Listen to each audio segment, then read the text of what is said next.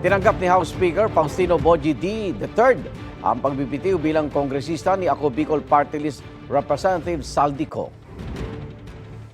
Itong pag-submit sa amin ng kanyang resignation, kami lahat ay nabigla. Pero kailangan talagang bumalik siya sa lahat ng paraan na magawa.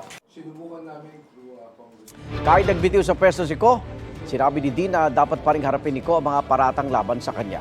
Sa ngayon, hawak na raw ng Department of Justice at ng Independent Commission for Infrastructure ang investigasyon laban kay Ko at wala ng kapangyarihan dito ang House Ethics Committee.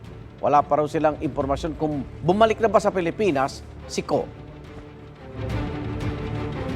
Igan, mauna ka sa mga balita, mag-subscribe na sa GMA Integrated News sa YouTube para sa iba't ibang ulat sa ating bansa.